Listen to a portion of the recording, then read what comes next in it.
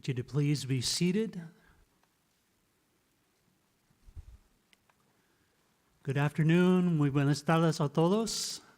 My name is Joel Birkenfeld. I'm the Continuing Education Coordinator here at Oblate School of Theology. And on behalf of our Board of Trustees, the faculty, and the staff, it's my pleasure to welcome the graduates of 2023 to this year's commencement ceremony at Oblate School of Theology. Welcome each and everyone. Bienvenidos a todos ustedes aquí. This is the 120th year that graduates leave this place of ministerial and academic learning. Oblate School of Theology's graduates serve the local church here in the Southwest United States, as well as the church around the nation and the world. Graduates have been sent to numerous places in the United States. Others have ministered in parishes, schools, and missions in Mexico and Guatemala.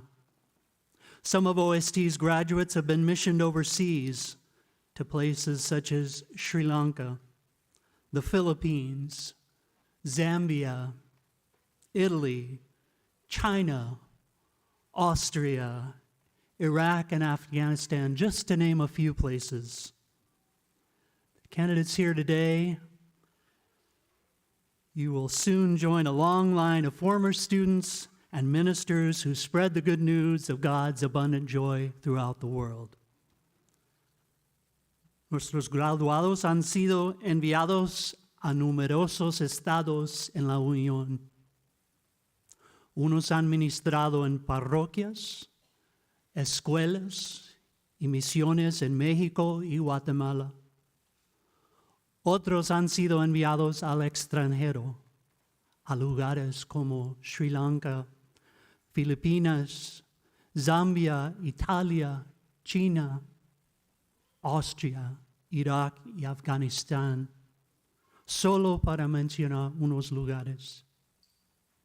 Los candidatos aquí ante ustedes se unirán pronto a una larga lista de exalumnos y ministros que difunden las buenas nuevas del gran amor de Dios en todo el mundo.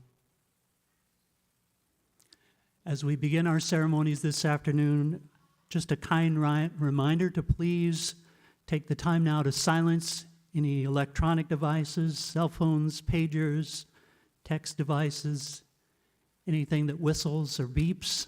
Check that now, if you would please, as we gather. Al comenzar nuestras ceremonias, les pido que silencien cualquier teléfono celular que puedan tener con ustedes. We thank you for your attention to this matter. This time, Dr. Rodora Beaton, Director of the Master of Arts in Theology program, will offer the invocation. Dr. Rodora Beaton ofrecerá la invocación.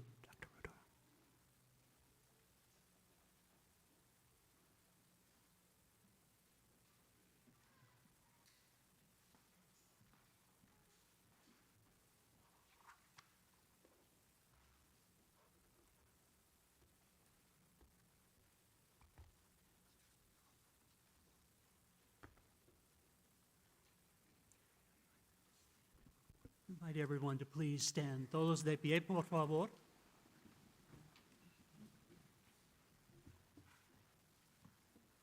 God of new beginnings, we come to you this afternoon full of hope for our graduates y lleno de gratitud por todo lo que han logrado y todo lo que lograrán. Conoces las luchas que han enfrentado, las largas noches de estudio, el ministerio desafía, el anhelo de vivir vidas de santidad y autenticidad. A medida que avancen en este nuevo camino, fortalécelos con el conocimiento de tu divina presencia. Camina juntos a ellos como maestro y guía. Llevar los pies de los peregrinos a los lugares y personas que más lo necesitan. Que salgan con sabiduría, sin dejar nada, sin atreverse por el Evangelio. Todo esto te lo pedimos por Cristo nuestro Señor. Amén.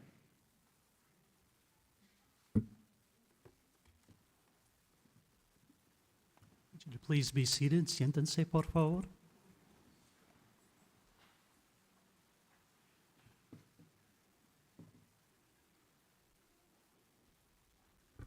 Dr. Scott Woodward, President of Oblate School of Theology, will now offer words of welcome and introduce our guest speaker, Archbishop Stephen Brislin. Dr. Scott Woodward, Presidente de Oblate School of Theology, ahora ofrecerá unas palabras de bienvenida y introducirá a nuestro orador invitado, Archbishop Stephen Brislin.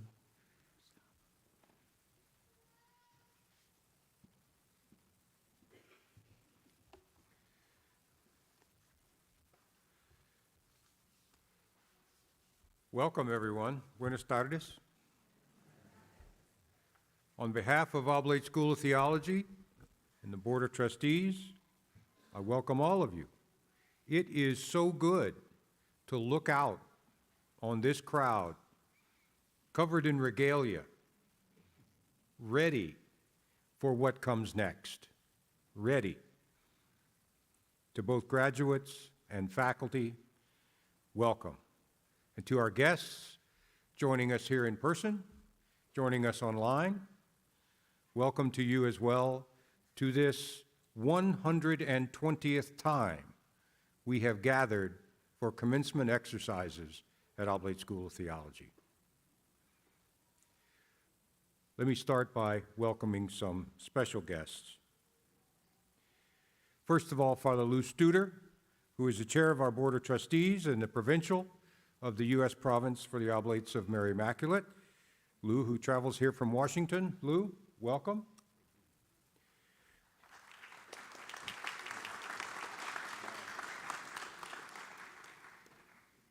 The Board of Trustees of Oblate School of Theology, some of whom are in absentia, but others are here. If you would stand, members of the Board of Trustees, thank you. You serve us generously and offer us needed leadership and wisdom. Thank you. Welcome.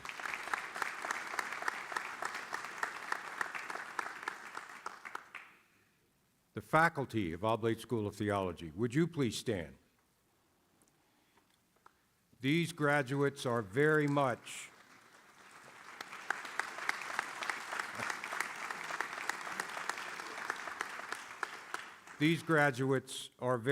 the product of your mentoring, your labors, your dedication, and your vocation. This is what you give your life for. I hope you feel some pride in this today. Thank you and welcome.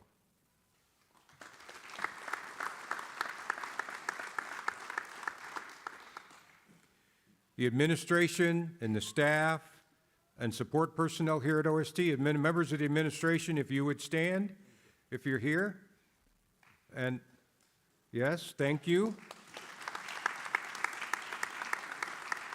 You are the ones who make this possible, working behind the scenes, and this is very much the product of your work as well. Thank you.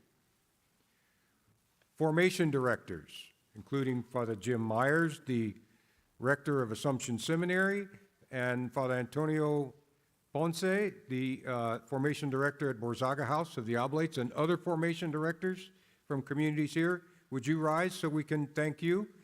You are our special partners here.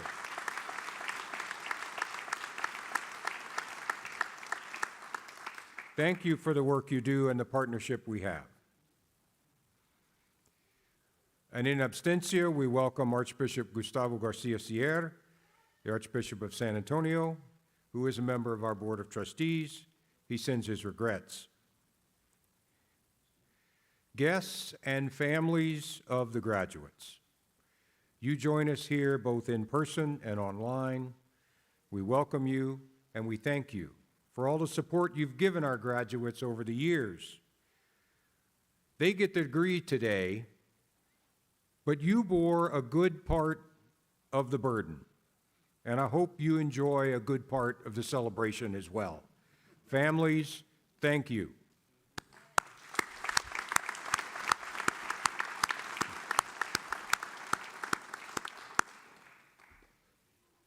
There's another group we're very proud of that usually shows up in numbers here, and that's our alumni. Alumnae of Oblate School of Theology. If you're here, please stand. If you're online, clap. So,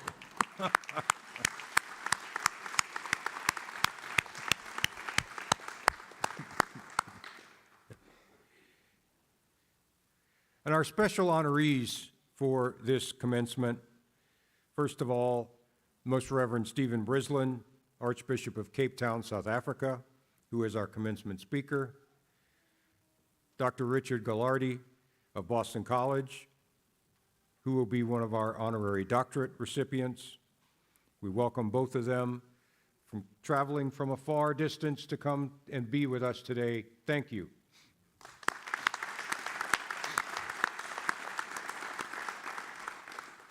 I will also mention Father Bob Wright, who last night received OST's Medal of Honor, the highest award the school offers, for his OST, particularly as Director of the Master of Divinity, and as a constant presence and reminder to us of our role in Hispanic ministry, have left a lasting mark on the institution. He's given his priestly life to the school. His attention to detail, his care for the mission of the school, and his excellence in academic study have provided a source of inspiration for students and faculty alike. Bob, we thank you. Would you stand wherever you may be? There he is.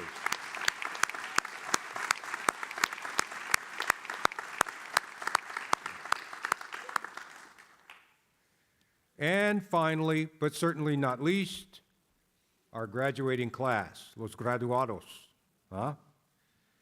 Just a few days ago, for the first time in 3 years, we celebrated our baccalaureate liturgy in full form with graduates and guests. That was the first half of this commencement ceremony. There, we sent you forth, as they sent out missionaries from biblical times until today, with the blessings of the church. We're in the business of creating colleagues, and thus you have become. Today is the academic part of that sending out, of becoming colleagues. And it's predicated on the archetype of elders sending out their disciples.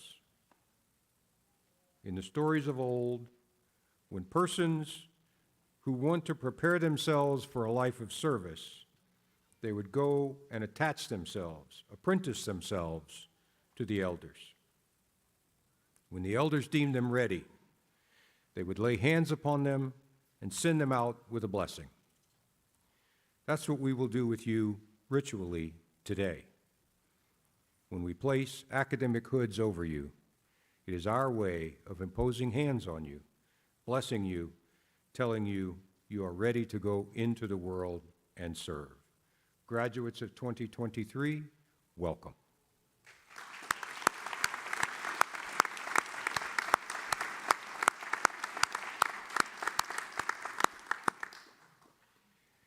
Now it's my honor and privilege to introduce Archbishop Stephen Brislin, our commencement speaker. Most Reverend Stephen Brislin is Archbishop of Cape Town, South Africa, comes from a town by the name of Welkom, which in Afrikaans means welcome. And it suits him quite well. He's a very welcoming person. His theological study was done in London, where he was ordained a deacon, supervised what we would, and experienced what we would call an internship. He received his STB and a Master of Religious Studies from Louvain, and prior to theology, he had entered the University of Cape Town to study psychology, simultaneously entering the University of South Africa. After a couple of years, he entered St. John Vianney Seminary in Pretoria, where he studied philosophy. Take a note that he did his BA study and much of his philosophical study in 4 years at the same time. After theology and internship, he returned to South Africa, where he spent some time in Lesotho to learn Sesotho, the national language of Lesotho and one of 10 national languages in South Africa. It was common language in his hometown, in his home diocese, and in his home province. He learned to preach so people could hear.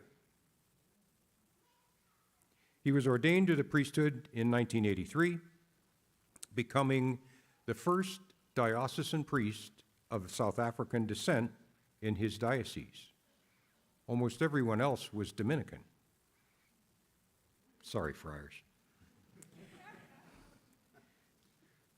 By the way, if you look up his hometown of Welkom online and you find Wikipedia, which you may not use as a reference in any academic source, you may find Reverend Stephen Brislin listed as notable people.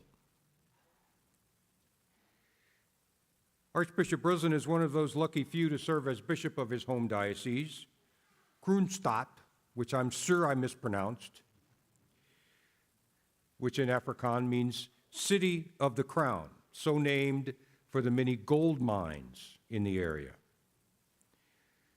He was ordained bishop there in 2007, and he remained for 3 years before being named Archbishop of Cape Town when he was installed there in 2010.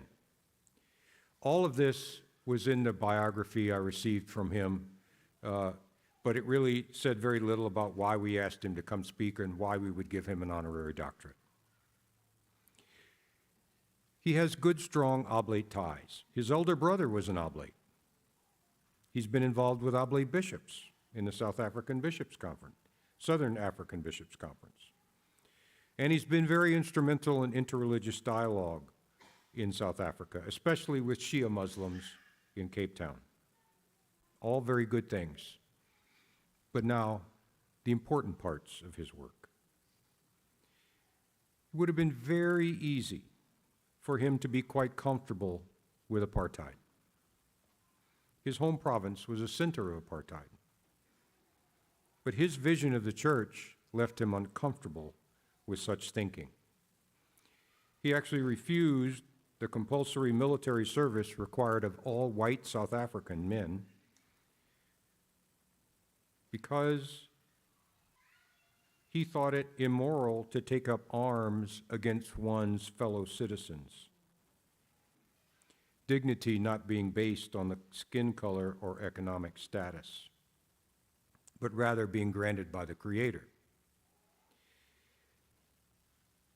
I stole quite a bit of information from his homily given at the ordination, Episcopal ordination of our board member and friend, Bishop Sylvester David. In that homily, he addresses many of the elephants that exist in any room where a bishop stands. He starts by quoting Pope Francis. Instead of being just a church that welcomes and receives by keeping the doors open, let's try also to be a church that finds new roads, that's able to step outside itself, go to those who do not attend Mass, to those who have quit or are indifferent.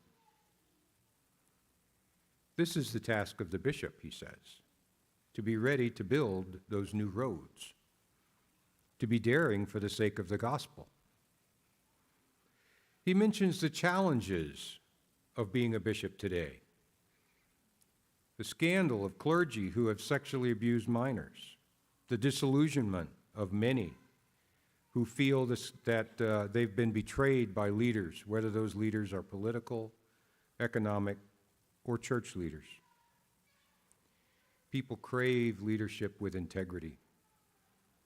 So he tells Bishop David, the mission of the church is to love.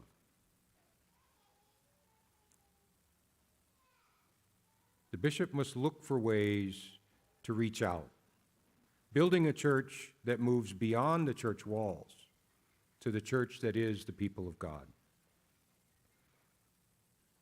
Indeed, this reflects the work he has done as Archbishop of Cape Town. My favorite line from his homily is this, because we know it's true, all of us, we all know it's true. Much honor, he says, is paid to the bishop, at least in front of him. The same thing could be said about school presidents. He's aware of the temptation for bishops to pay too much attention to what's said and done to honor the office without listening to the challenges around him, the challenges of everyday life that serve as the foundation of his ministry to the people of God. His homily at the ordination of Bishop David emphasized the task of the bishop, and indeed the task of every leader, to ensure the voice of the poor and the vulnerable is heard, that the diversity of voices is not eliminated, but valued. His work to bring this to life is why we award him an honorary doctorate and why we asked him to speak to you today. So please give a very warm San Antonio and oblate welcome to Archbishop Stephen Brisland.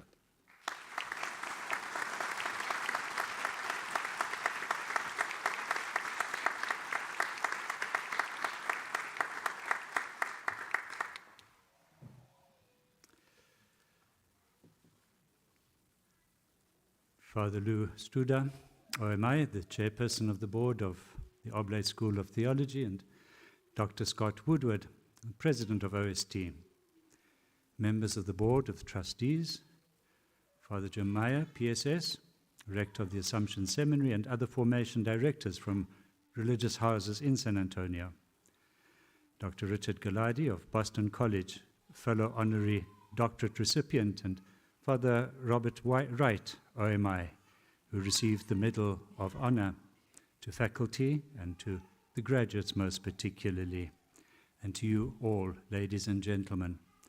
I am deeply honored to be with you today and to have been awarded an honorary doctorate by the Oblate School of Theology.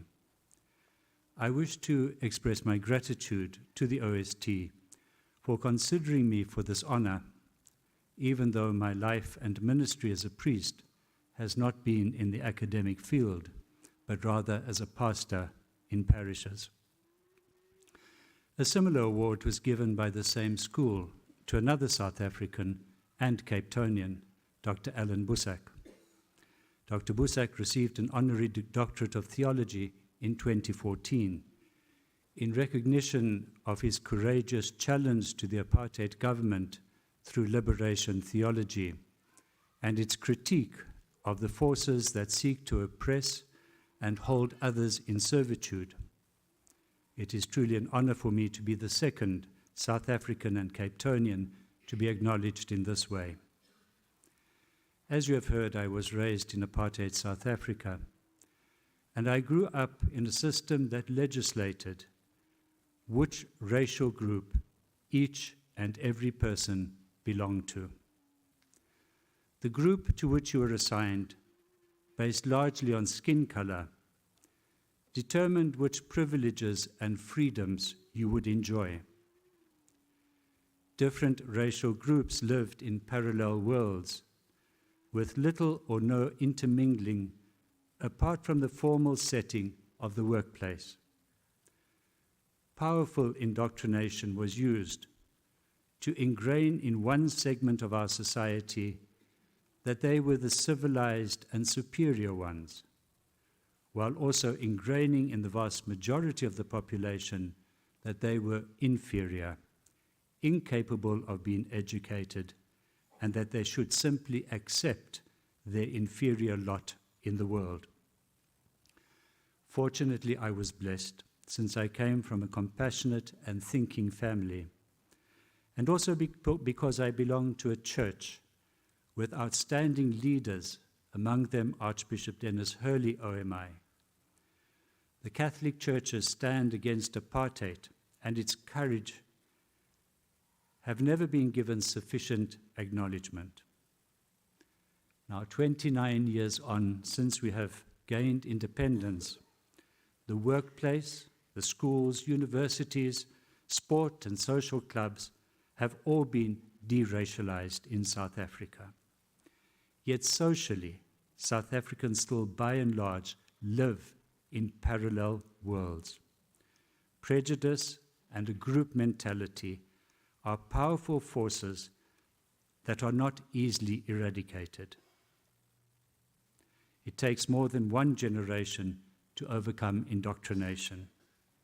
Creating a cohesive yet diverse society cannot be accomplished through legislation alone. Speaking as a person who was privileged in the old system because of my skin color, but also as a pastor who throughout my priesthood ministered in townships to disenfranchised persons, I really believe that the lessons of apartheid and post-apartheid South Africa are relevant for much of the globalized world, where people are being confronted by difference at a scale probably never seen before in the world. And there is a need to move from a group mentality to a mentality of encounter.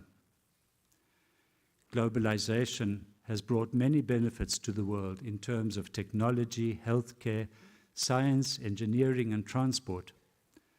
The impact on communication, safety, human rights, democracy, and great access to material benefits and prosperity has been enormous. It has also led to the globalization of ideas, social theories, philosophies, and mores. It has enhanced the migration of peoples, and throughout the world, people are on the move in a way that seems unstoppable. But negatively, globalization has facilitated human trafficking, organized crime, drug smuggling, and terrorism. In an age when human rights have been championed, they are at the same time under threat, not only because of wars and conflicts, but also because of xenophobia, trafficking of human body parts, fundamentalism, and philosophies that erode human dignity and the right to life. The change that is happening is rapid and is impacting on culture and traditional beliefs in a way that has left many people floundering. The questions I wish to propose are: how do we respond to diversity? How do we deal with the tension between inclusivity, a prime Catholic belief, and the preservation of our culture, traditional beliefs, and customs, not only in a Catholic sense, but also in terms of society itself? How do we respond to the new existential crisis as many young people struggle with the questions of who am I, why am I, and who should I be? As a person who has ministered in the pastoral field for 40 years and has worked shoulder to shoulder with ordinary people and families, I know that the consequences of globalization in bringing different cultures in contact with each other, as well as different philosophies and mores, into what can be considered private spaces, has left our pastoral response and practice wanting. We are struggling to find adequate ways with which to deal with the change that is happening. I believe that, although it is not in itself a silver bullet, education is key to resolving the dilemma we face, and that academic institutions have an essential role to play. The temptation in a time of rapid change is to withdraw into what we in South Africa call the lager. That is, to pull the ox wagons into a closed circle and to defend the group against any outside threat. In today's world, new ideas and challenges to what we hold dear are often seen as a threat against which we must defend ourselves. To close ranks and defend the group against other groups can be necessary in certain circumstances, but not in our present circumstances. To do so would not only be self-defeating, but would also probably be self-destroying. The recent popes, since the Second Vatican Council, have called on us, rather than to retreat, to have the courage to enter into dialogue in our response to diversity, to be open to understanding and learning from difference, and to accept that whoever we are, we cannot in ourselves hold the fullness of truth and knowledge, since we are finite beings with finite minds. Putting it in a different way, in terms of our Christian faith, to accept and to delight in the fact that the Spirit blows where He wills. Faith is not something that we have or don't have. We are continually learning and growing in faith.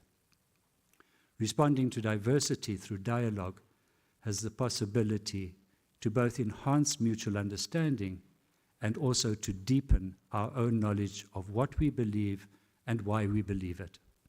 It allows us to discard erroneous beliefs, prejudices, and ignorance, which were so typical of apartheid South Africa.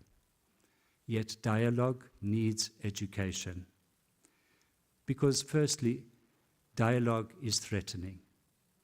We may fear that the dialogue partner will be more powerful, or that dialogue may result in syncretism and a watering down of our beliefs, or even that it may result in annihilation. Dialogue is not for the faint-hearted, and those who enter into it must feel equipped to face its risks. Secondly, dialogue needs knowledge and understanding. It is not possible to enter into any real dialogue unless one is well informed of one's own beliefs and understands the reasons underlying those beliefs. It is not everyone who has the background to give the reason for their hope. Furthermore, it is important to have knowledge and understanding of the essence of one's belief system, as opposed to the peripheries and those things which have become customs and practices, which may be nice to have, but are not the core beliefs. For Christians, the center of our belief is to be found in the life and ministry of Christ, the Beatitudes, and the Golden Commandment. Furthermore, for dialogue, there needs to be an ethical basis. It's quite possible for an education institution to produce brilliant scientists, brilliant businessmen or politicians, but if they have no ethics in their profession, they will contribute little to society and may even do considerable harm. As Carl Rogers noted, science without any corresponding moral development will end up being a juggernaut. It is the same with dialogue. Honesty, integrity, truth, the pursuit of justice, the desire to build peace, compassion, seeking the common good, and a special concern for the poor are all necessary elements which underlie honest dialogue. And going with this, the formation of conscience is part of equipping those who have the openness for encountering diversity without shrinking from it.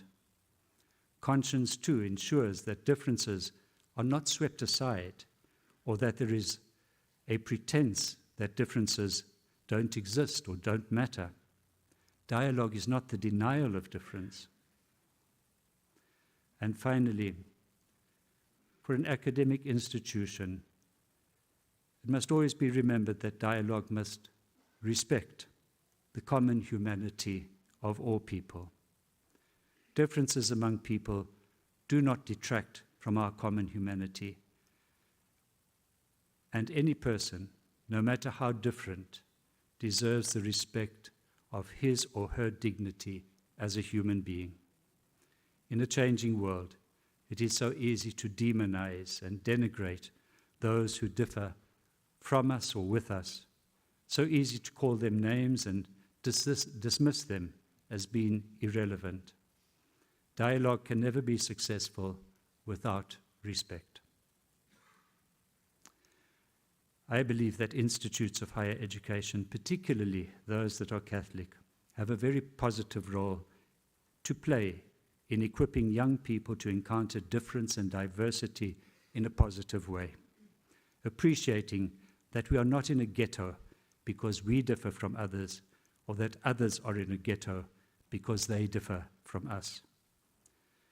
We face times that are daunting and yet filled with opportunity. Now is not the time to shrink back, but it is the time to meet the challenges. It's all part of what it means to be a synodal church, a church that is willing to listen, to learn, and to discern the voice of the Holy Spirit, speaking through others and through the signs of the times. Pope St. John Paul II referred to St. Eugene de Mazenod as a man of Advent, one who looked to the future and was prepared to take the risk to advance into the unknowns of the future. The frontiers may have changed and the boundaries may be different, but the need for a people of Advent is great, and we have, with many others, something to offer the world, to make it a more just and humane place, and to help those who are searching to find meaning. We should not become so despairing of present-day ills and problems that we fail to have hope and fail to steer change in a direction for the betterment of humanity. I will end with a quote from the film The Man of La Mancha, in which Don Quixote, the great knight who fought windmills, speaks of insanity. The quote speaks for itself, and this is what he says: "Who knows where madness lies? Perhaps to be too practical is madness. To surrender dreams, this may be madness. To seek treasure where there is only trash. Too much sanity may be madness. And madness of all, to see life as it is and not as it should be." Thank you very much.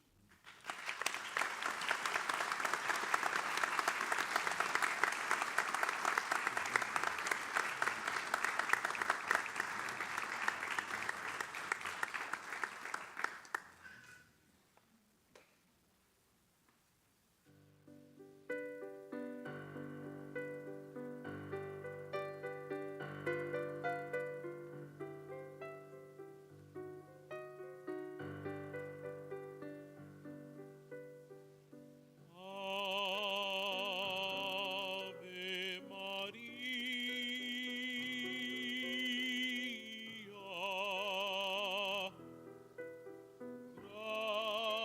gratia plena, Maria, gratia plena, Maria, gratia plena.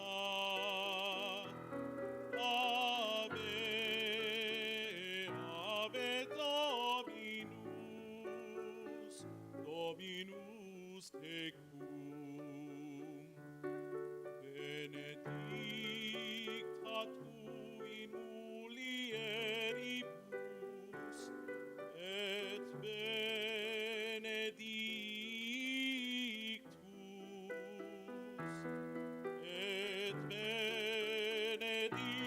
fructus ventris, ventris tui, Iesus.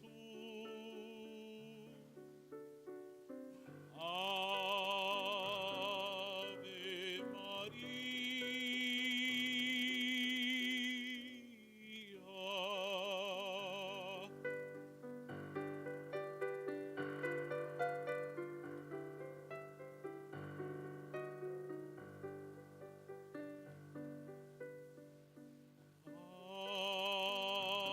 Ave Maria,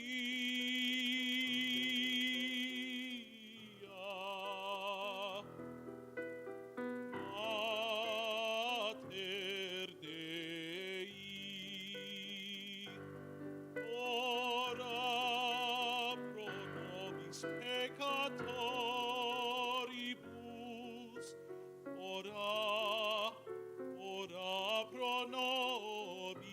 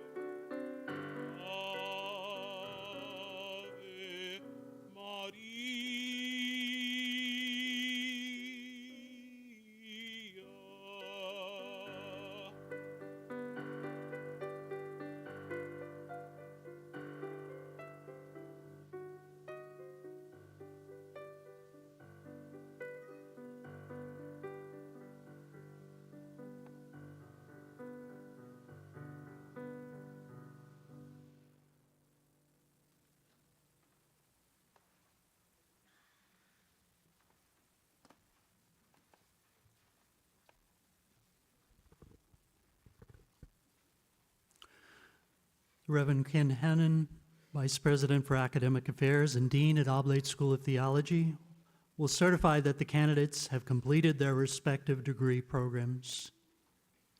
He will also introduce candidates for the various degree programs to be conferred.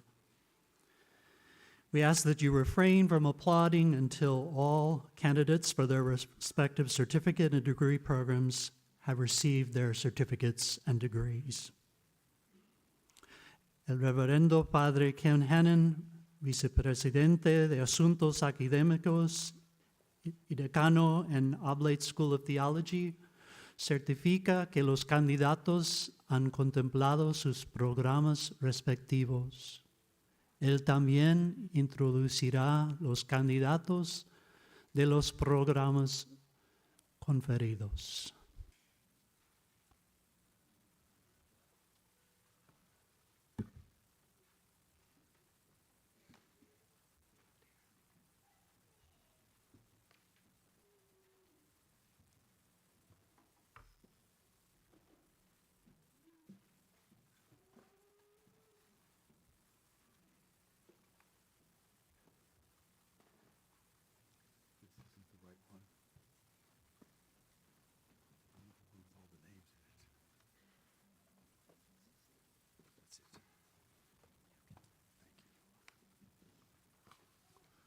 Muy buenas tardes a todos,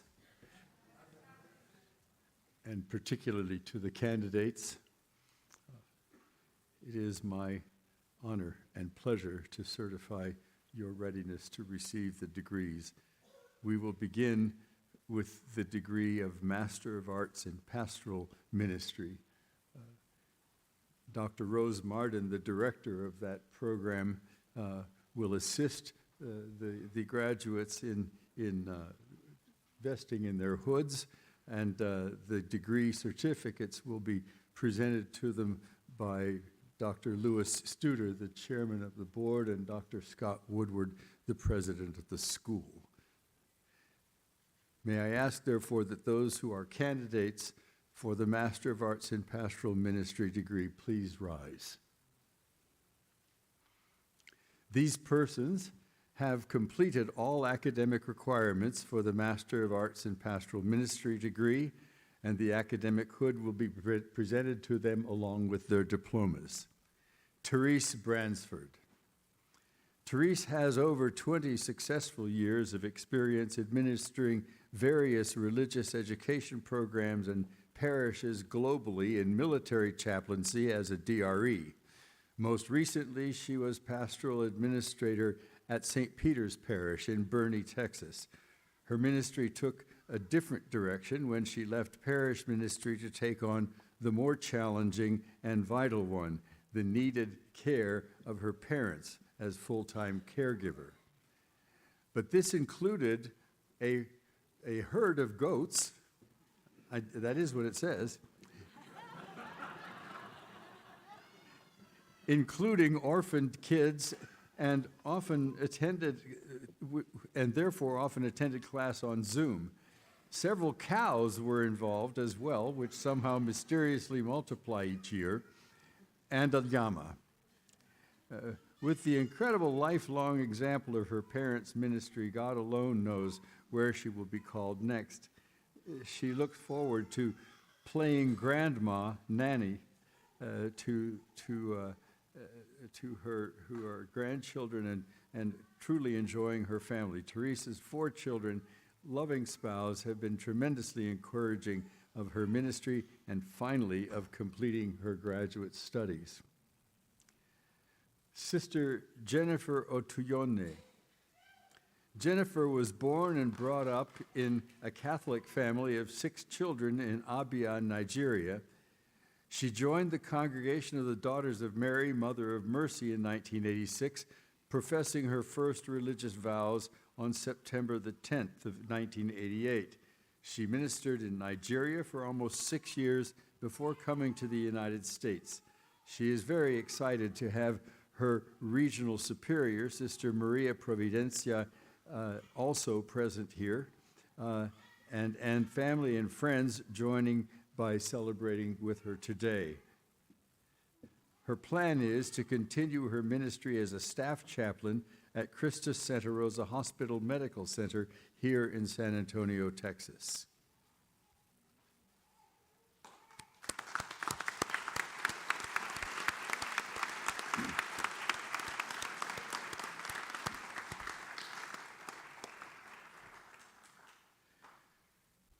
Would the candidates for the Maestría de Artes in Ministerio Pastoral please stand? These persons have completed all academic requirements for the Maestría de Artes in Ministerio Pastoral, and the academic hood will be presented to you by Dr. Julia Hinojosa, the program director. Rosa Carmen de la Cerda. She writes, my parents are Juan Martinez and Ofelia Alvarado. I was born in Presidio, Texas. When I was young, my family and I came to the city of San Antonio, where I got married and raised a beautiful family. My future plans are to continue putting the studies I acquired at OST at the service of people and the church.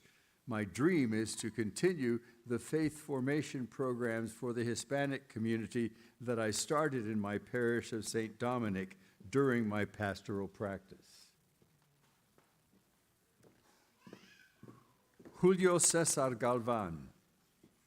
He writes, I especially want to thank my wife, Navidad Galvan, for being patient and understanding when taking on this adventure, especially my mentor, Reverend Toribio Guerrero, for having confidence and patience with me and with technology and unconditional support in this project, but above all, to God for putting me on this path. Maria Luisa Garza. Mary Lou has been married for 36 years, is a mother and grandmother. She is a retired teacher of 34 years. Currently, she serves as the theology teacher at San Agustin High School in Loreto and is a sucker for her grandchildren.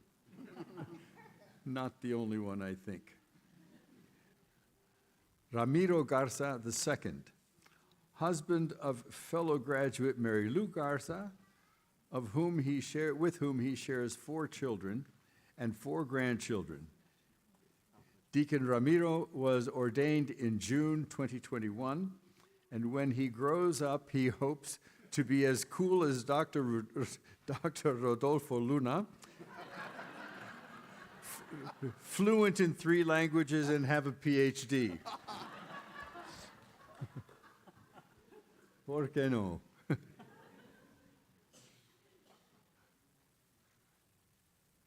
Gustavo Gil, born in Mexico in early 60s, raised and educated in the Ciudad de Nuevo Laredo border with Texas, married for more than 37 years with Rosa M. Gil, from whom 2 children were born, Gustavo and Alexandra, and currently with 3 grandchildren.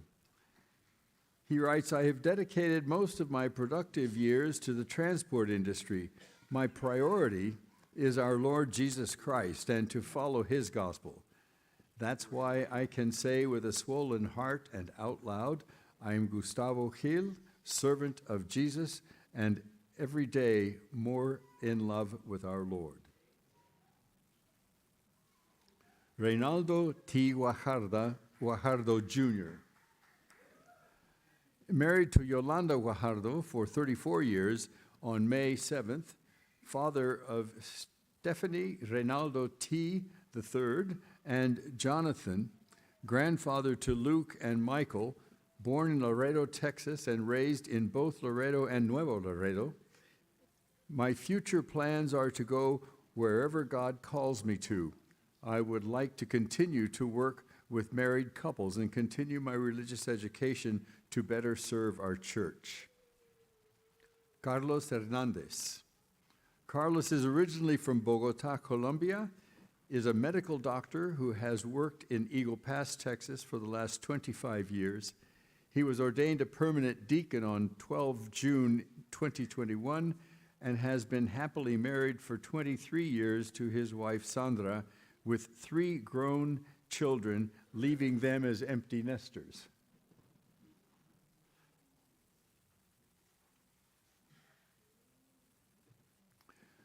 Valentin Lucero, born in Durango, Mexico, to parents Maria Dolores Rivera Ojeda and Gregorio Lucero Ayala, and the oldest of 6 siblings, 2 brothers and 3 sisters, married to my wife Marta Lucero for 41 years.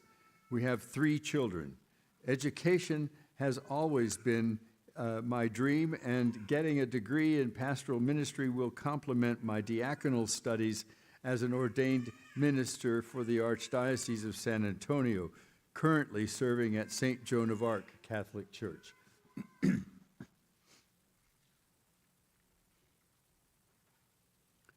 Gerardo Mares. Deacon Gerardo for the Diocese of Loreto is currently serving at Doctors Hospital in pastoral ministry for the sick. He worked for the United States Postal Service for 26 years, married for 34 years to Sonia Mares, and has 5 girls and 1 boy, 7 grandchildren, plus 2 more on their way. His family has served in the music ministry at Divine Mercy Catholic Church in Loreto, Texas, for many years. God has blessed me and my family, he writes, abundantly, and I can't wait to see what he has in store for me and my wife with this new Master's in Pastoral Ministry. May God bless us all. Marina Lopez Mayorga.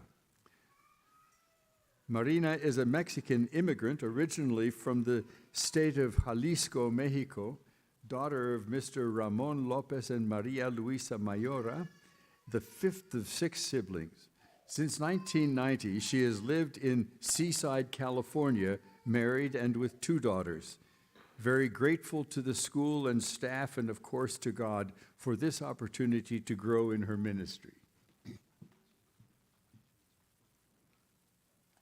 Mónica Ortiz Mendez, born in Monterrey, Mexico, married with 3 children and 2 grandchildren. In Mexico, I obtained a degree in accounting. I came to live 10 years ago in San Antonio due to the wave of insecurity in my country, and I have developed and launched social immigration ministries that have allowed the growth of churches such as St. Agnes Catholic Church and Our Lady of Good Counsel. I currently work for St. Elizabeth Ann Seton Church. With God's help, I have opened the Hispanic Pastoral Department. I always have the best disposition to help and serve others. I also like to continue learning.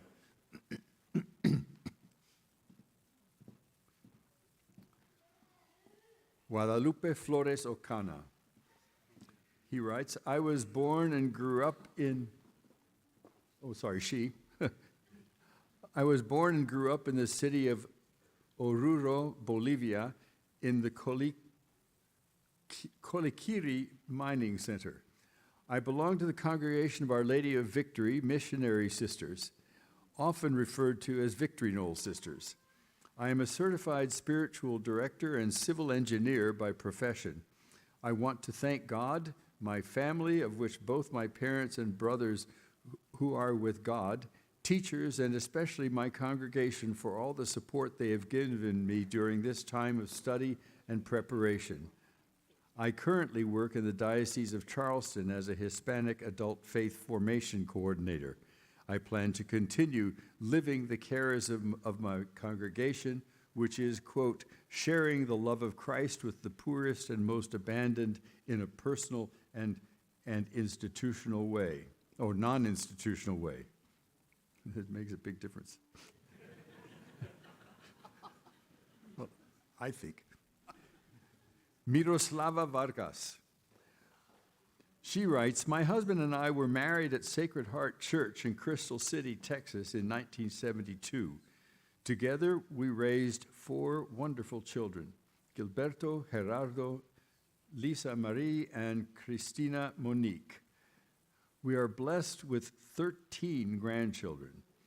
I am a retired associate professor from Texas A&M International University.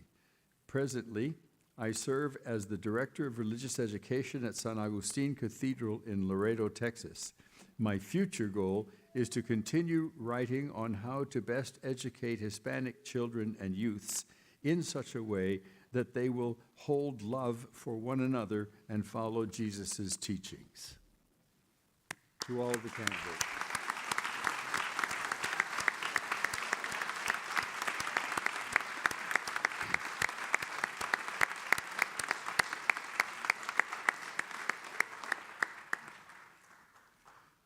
Will the candidate for the Master of Arts in Spirituality please stand? This person has completed all academic requirements for the Master of Arts degree specializing in spirituality. Her hood will be presented to her by Dr. Cliff Knighton, the program director. Sister Seraphine Clement Bhutta writes, I come from Pakistan. I have been a Good Shepherd sister for 30-plus years, coming from a family devoted to their Catholic faith. My parents planted a seed of faith, hope, and a deep love of God within me and my siblings as they shared their struggles with us. Following our Good Shepherd charism, I have taught most abandoned poor children, young girls, and women for 23 years. After graduation, I plan to return to Pakistan and serve this most vulnerable population with the knowledge and gifts I received here at OST. I am grateful for all the support and guidance from my dedicated professors, staff, and students. OST will always have a special place in my heart wherever I go to minister.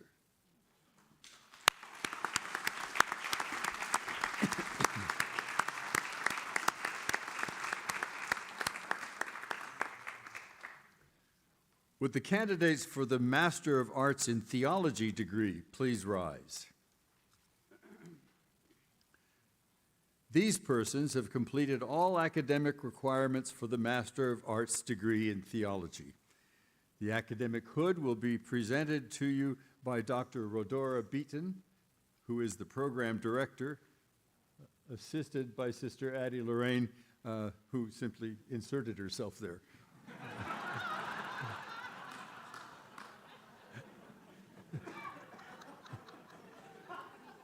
Just because it wasn't written down doesn't mean it isn't true, right? Mark Anthony Hernandez. Mark is from Eagle Pass, Texas. He is grateful for the loving support of his family, the Oblate community, and the Sankofa Institute, thus Sister Addie. Mark is excited to see what the future has in store.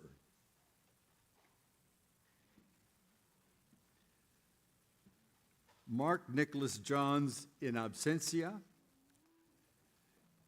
and also Solomon Gaia, who is a dual degree recipient and will receive the Master of Divinity degree shortly, along with this Master of Arts in Theology.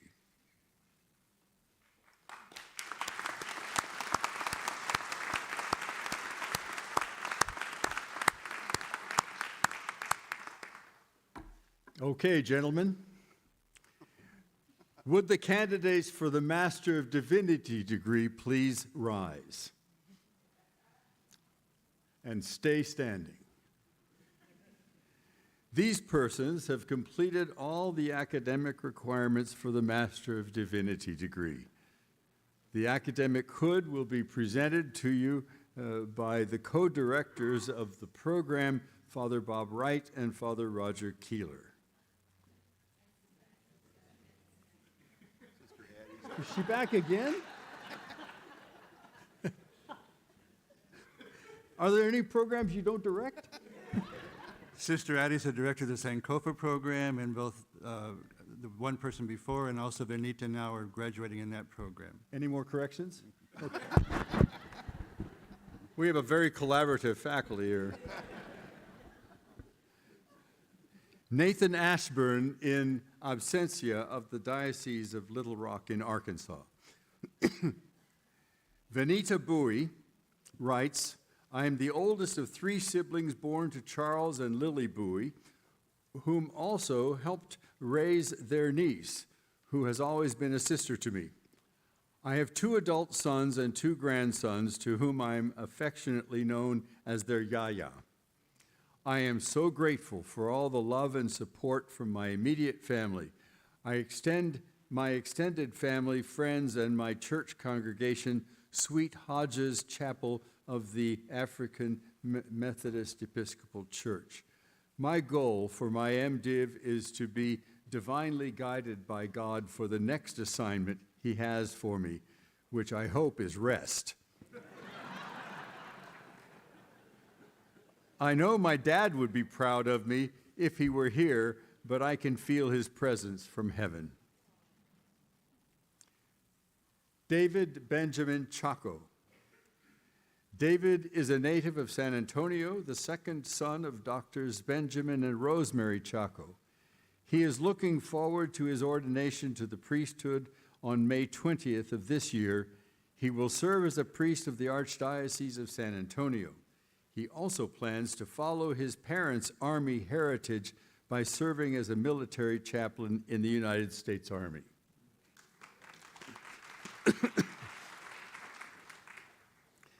Alejandro Diaz. Brother Alex Diaz was born in Anahuac, Mexico, and he joined the Capuchin Franciscan Friars in 2014. After graduation and ordination, which will be on the 3rd of June at Mission San Jose, he will be taking a spiritual direction summer program in Creighton University, and then be assigned to Our Lady Guadalupe Parish in Colorado Springs, Colorado. Rafael Flores in absentia. Solomon Gaya. Reverend Brother Solomon Gaya, OMI, is originally from Benue State in Nigeria, the son of Moses and Eunice, and the 4th child of 4 siblings. The first Nigerian oblate to undergo priestly formation and studies at OST. He is interested in youth, teaching, parish, and formation ministries, and open to work wherever there is a need in the oblate world. You'll find out. I enjoy interacting with people and making friends. Smile and be happy, in the words of the oblate blessed Mario Borzaga. My vocation is to be a happy man. Solomon will be ordained to the priesthood on 29 July 2023 in Nigeria. Angel Garcia in absentia. Jonathan Garcia will be ordained on May 20th for the Diocese of San Bernardino in California. He is happy that he will be around family and friends, and he thanks God for the gift of his vocation.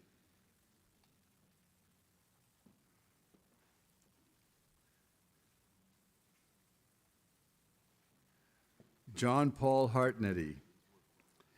Deacon John Paul Hartnetty is from Little Rock, Arkansas, and will be ordained on the 27th of May there. He will begin his priestly ministry at St. Edward's Parish in Texarkana, Arkansas, which is actually across the street from Texas.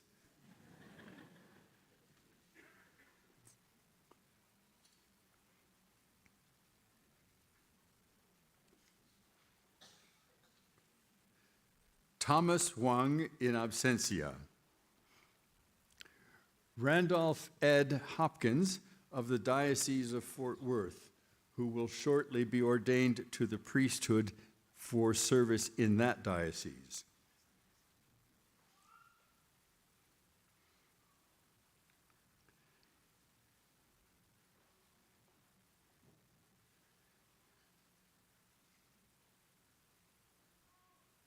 Brandon LeClaire.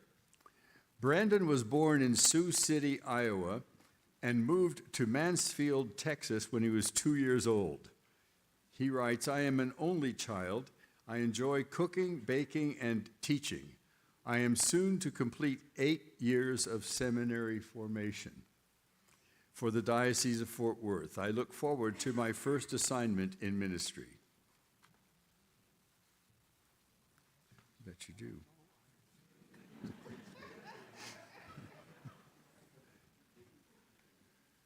Jordan Milligan. Jordan is a native to the foothills of Texas Hill Country in New Braunfels, Texas. He comes from a relatively small family. His parents, Thomas and Rita, have sacrificed, nurtured, and maybe even spoiled him a bit as their one and only child. Jordan is a firm believer in what the great Walt Disney once said: adults are only kids grown up. Jordan's youthful yet wise spirit has led him to discern a call to the priesthood, and he is to be ordained to that office on the 20th of May this year for the Archdiocese of San Antonio. Julian Plasencia in absentia. Bryant Rivas. Bryant's family is from El Salvador, and he grew up in his home diocese of San Bernardino in California. He will be ordained to the priesthood on May 21st. After his ordination, he hopes to work with and minister to the deaf ministry in his diocese. He is very grateful to OST faculty, staff, and community for their support these past several years.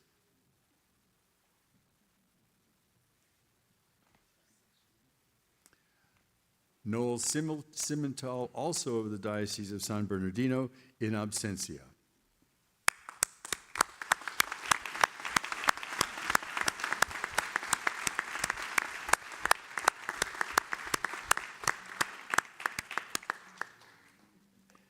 The certificate in advanced studies for presbyteral ministry is being presented to Man Min Nguyen.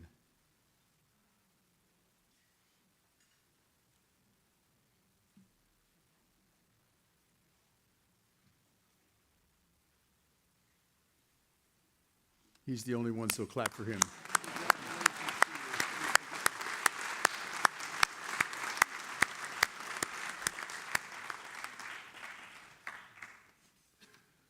Would the candidates for the degree of Doctor of Ministry please rise? These persons have completed all academic requirements for the Doctor of Ministry degree. The academic hood will be presented to you by Dr. Wayne Cavalier, Dominican, who is the program director. Eleanor Clitheroe. Eleanor is an ordained priest in the Diocese of Niagara in the Anglican Church of Canada and rector at St. Luke's Anglican Church, Smithville, Ontario. Her work with Father Rollheiser on spirituality and aging is actively being implemented as her community becomes increasingly diverse and multi-faith. She sits on the governing council of Regis College in Toronto, the board of the Canadian Friends of the École Biblique of Jerusalem, as well as the Synod Council of the Diocese. She is a retired Canadian Armed Forces Army chaplain and a lawyer, formerly CEO of Prison Fellowship in Canada, working in the criminal justice system alongside LZZ Defense Council in Toronto. She resides on her farm in Niagara with her son Jacob, daughter Faith, and her mother Lois. Eric Allen Howell. Eric is pastor of Day Spring Baptist Church in Waco, Texas, where he has served since 2008. As adjunct faculty member at Baylor University's Truett Theological Seminary, Eric teaches creation care as spiritual practice. He leads covenant groups and mentors students. Eric holds a BS from Texas A&M University in industrial engineering and an MDiv from Duke Divinity School, and is married to Dr. Jennifer Howell, who is director of the Theology, Ecology, and Food Justice program at Truett. They have 3 children, Lara, Lily, and Jimmy. Selva Nayagam Papu. Father Selva, a priest from the Missionary Society of Heralds of Good News, an Indian-based religious order, has been ministering in the Catholic Diocese of Lubbock since 2015. His present position includes being a member of the College of Consultors, a member of the Bishop's Personnel Board, and the Dean of Snyder Deanery of the Diocese of Lubbock. He is from Pondicherry, a southern coastal city in India, and joined the Missionary Society of the Heralds of the Good News in 1997, was ordained priest in 2005, and has authored the book Divine Election and Human Rejection, and many articles in local theological magazines, all related to creation care. He loves Texas and considers it a home away from home. He loves the country, people, and culture in general. Especially, he likes Texas redfish and barbecue. OST is in his heart.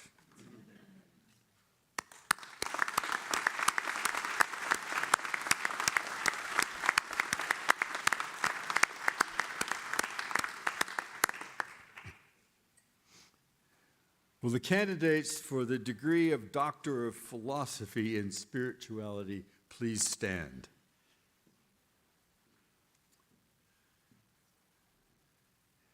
These persons have completed all academic requirements for the Doctor of Philosophy degree in Spirituality. The academic hood will be presented to you by Dr. John Markey, Dominican, who is the program director. Nathan Garcia. Nathan successfully defended his dissertation with distinction last August. He is currently on staff as a visiting assistant professor of the Religion and Theological Studies program at St. Edward's University in Austin.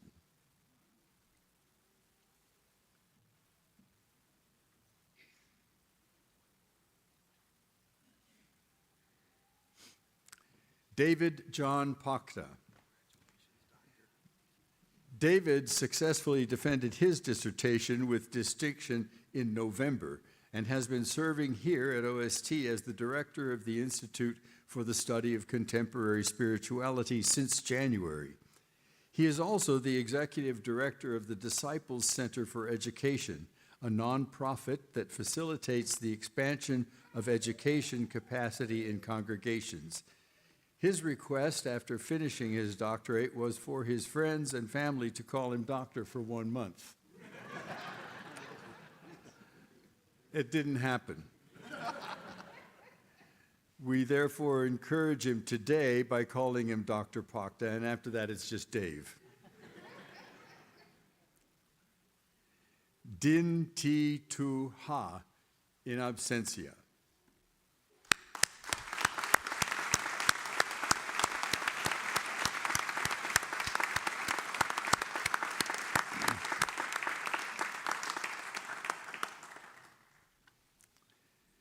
It is now my special honor and pleasure to invite our 2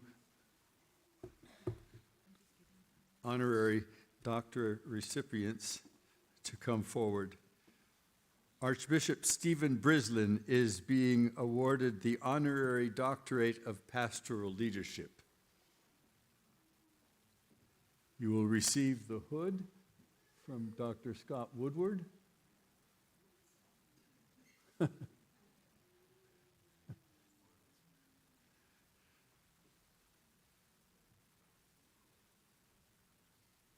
Nicely done.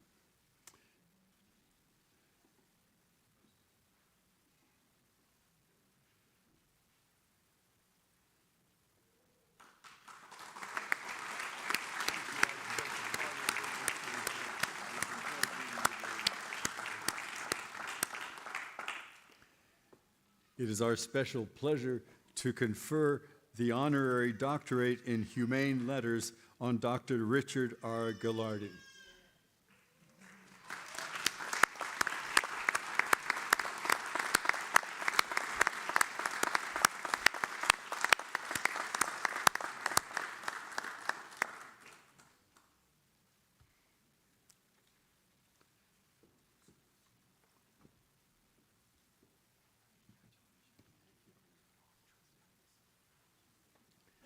There remains one award to be offered, and Father Keeler will do that.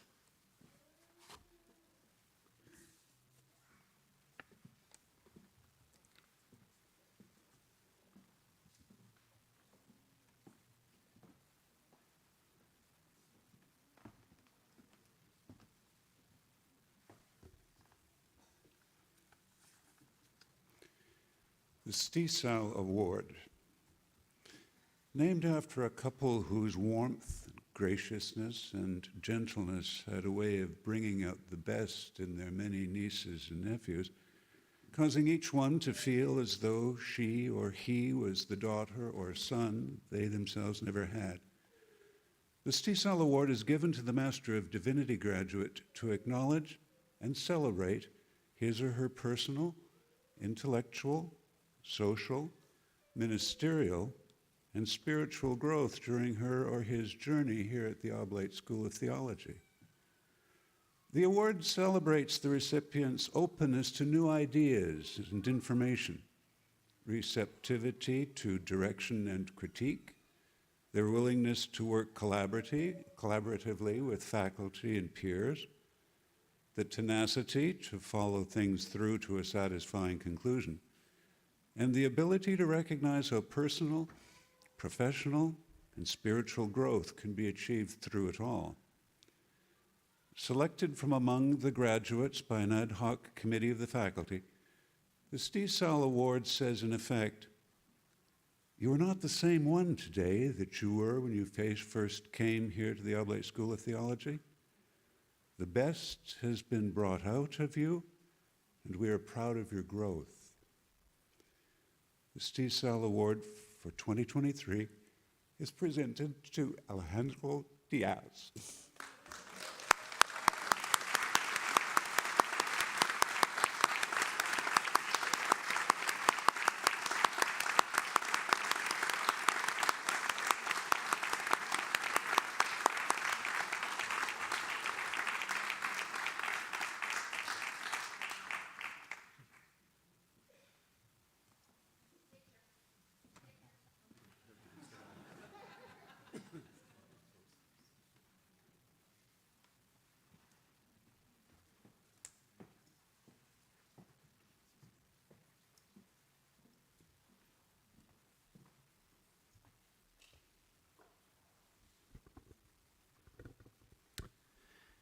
Finally, the Very Reverend Lou Studer, OMI Provincial for the U.S. Province of the Missionary Oblates of Mary Immaculate, and Chair of the OST Board of Trustees, will offer closing remarks and a final blessing. El Reverendísimo Lou Studer, OMI, Provincial de la Provincia de los Misioneros Oblatos de María Inmaculada, y Presidente de la Junta Directiva de OST, ahora ofrecerá unas palabras para el cierre de la ceremonia y bendición.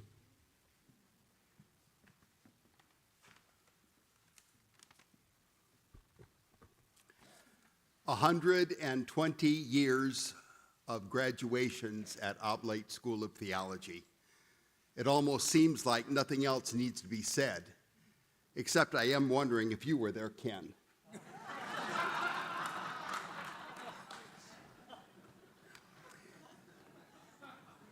I always feel a great pride when I attend the graduation ceremonies at Oblate School of Theology. And I'm able to witness firsthand the many students who now leave this academic institution to lead the people of God in a wide variety of ministries and places and countries and cultures. The sacrifices that you graduates have made to further the ministry of the church in and through the education you have received here is nothing but very impressive. Oblate School of Theology is all about giving practical witness to the Oblate charism. He has sent me to preach the gospel to the poor, and the poor are evangelized. It's good for all of us to remember what I have said before at graduation ceremonies. Our provincial council in prioritizing the ministries in the United States province, has named Oblate School of Theology as #1 in a priority of importance of all of our ministries in this country.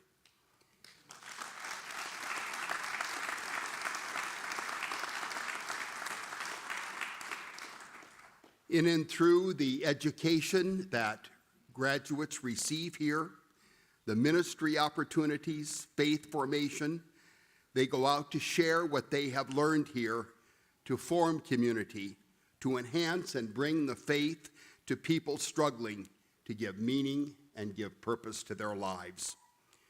Graduation is always an excellent opportunity to thank the many folks who have contributed to the tremendous success of another year here at OST. It really does take a village, as so many have already said, a community of dedicated, self-sacrificing, committed persons to make Oblate School the top-notch educational community and school that it is.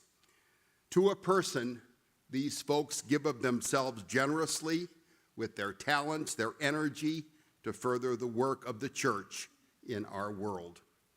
Students, faculty, staff, administration all make huge sacrifices in so many ways to make Oblate School of Theology the success story that it is and has been for 120 years.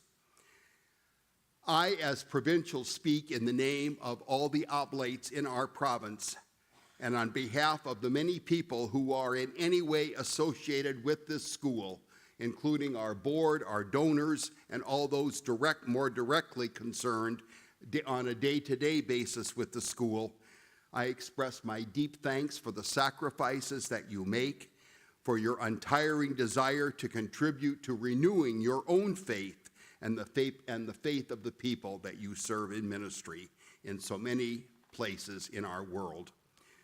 Many of you will be serving among the very poor, as has already been mentioned, in countries where people need to hear about the good news of Jesus Christ. Thank you for who you are, for what you do on a daily basis, because you love Jesus Christ and you want to spread his message throughout the world. God bless each of you graduates as you leave here to serve God's people. Aware of the school's good education and formation in faith and ministry that you have received here, we know that the church, the people of God, are in good hands. God bless each of you.